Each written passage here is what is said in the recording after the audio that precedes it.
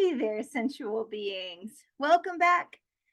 So today is the last day of the 5-day sensuality challenge, and it is not too late to win prizes. So subscribe to the YouTube channel and go to the website at ourworldempowered.com. The link is also down below in the description to register. And once you're registered, you're eligible for the prizes. So today, we're going to be delving into a fascinating part of sensuality, and it's really tuning into the emotional messages that your body gives you. We're just going to talk about like really listening to that inner wisdom and kind of harnessing the power of your body's just innate intelligence. Okay, so what exactly do I mean by tuning into the emotional messages your body gives? Well, it's all about paying attention to the sometimes subtle cues and sensations that arise naturally within your body, and using them as insight into your emotional state. Although I say subtle, sometimes they can be not so subtle. Like your blood pressure starting to go up, headaches are starting to happen, pain in your body is constantly communicating with you, sending signals that can help you navigate life with greater ease and authenticity. But here's the thing, a lot of us, including myself, we move at this fast-paced, technology-driven world, and it's easy to become disconnected from our bodies and really start to ignore the signals that our bodies send us. We get so caught up in the mind and analyzing everything that we really forget to tune into the wisdom of our bodies.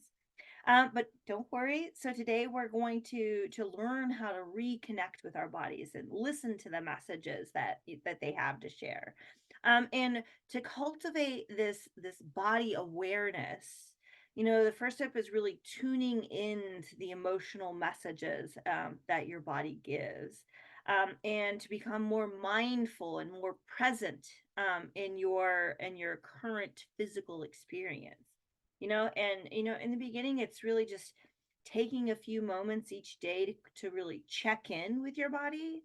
Maybe, just close your eyes or soften your gaze, take a few deep breaths and really scan your body from head to toe. Notice any areas of tension, of discomfort, or sensation. It can even be pleasure, finding pleasure in your body. But simply just observing what's going on in your body without judgment. And maybe even without analyzing, just kind of being with what is. Like, have you ever like felt like a sudden surge of energy or a knot in your stomach when you have a big decision to make? Or, and what do you think your body is trying to tell you in those moments? Or like, picture this. So you're about to meet someone new and your heart starts racing, your palms get sweaty, and there's this flutter of excitement. How do you interpret those physical sensations? Could they be emotional messages from your body? Have you ever experienced a moment of just pure bliss where you get that tingling sensation and goosebumps, or a warm glow over your body? And what do you think that your body is communicating to you in those euphoric moments? I'm guessing, hey, do more of this. This is awesome. And then let's talk about stress. When you start to feel overwhelmed, do you notice that tension in your shoulders, or the tightness in your chest, or maybe even a headache creeping in? It's really your body sending a signal that, hey, it's time to hit pause and to take care of yourself. Think back to a time when you ignored your body's signals and you pushed yourself too far, maybe skipping meals, neglecting sleep, or ignoring pain. What lessons did you learn from that experience? And how can you tune in more attentively to what your body's, needs are going forward? I know for me, at the end of my military career, I had like this unexplainable rash on my leg. And when I went in to get checked, my blood pressure was 170 over 102. I was having ringing in my ears. I was having headaches. And it was really my body saying, okay, enough is enough. And when I really started to tune into that, my body may have been smarter than I was. So it's really important to honor your feelings and your emotions, the raw, unfiltered expressions of your inner world. Your emotions are like messengers. They deliver important information about what you need, what you desire, where your boundaries are. And instead of suppressing and ignoring them, I would just invite you to give yourself permission to really feel them fully, to really engage with them fully. Um, we live in a world where we try to avoid difficult emotions and difficult sensations. When we start to feel anxiety, we take a pill. When we feel depressed, we take a pill. And I think that those can be a bridge, but sometimes we take a pill and then we never engage with those emotions, which means that there's never an opportunity to process the emotions and really start to solve the root issues under the emotions. Like if I'm sad, sometimes what it's telling me is, hey, I'm lonely. Like I want to start to connect with the people in my life. If my thoughts or my beliefs are causing anxiety, sometimes it's that I need to challenge the truth of my thoughts, or reshape my beliefs because those were learned, and I need to reshape the beliefs, to empower my life. And your body is this treasure trove of wisdom, and it has its own unique language of sensations and signals. And when we start to speak the language and we start to pay attention to the messages that it's sending, whether it's tightness in your chest, or that knot in your stomach, or that tingling sensation in your hands, these physical sensations are often reflections of your emotional state, and they can often offer like valuable insight into what's going on beneath the surface. And we need to learn to trust our body's wisdom and use it as a guide on this journey of self-discovery. So I would invite you to take this time to explore the messages that your body is giving you, and really give them space to be expressed. Like allow yourself to cry, to laugh, to scream, or dance, or whatever helps you to release and express your emotions in a healthy way. And self-care is a hugely powerful way to really nourish your body and earn and honor its needs. And I would invite you to take time each day to engage in activities that really nourish and replenish you, whether it's a hot bath, a nourishing meal, a nature walk, a soothing cup of tea. Really just start to listen to what your body is asking for, and give yourself permission to prioritize you and your well-being. And remember, you can't pour from an empty cup. So if you really want to take care of the people in your life, you have to fill yourself up, and you have to take care of yourself first. And last but not least, really trust your intuition, that inner knowing that resides within you.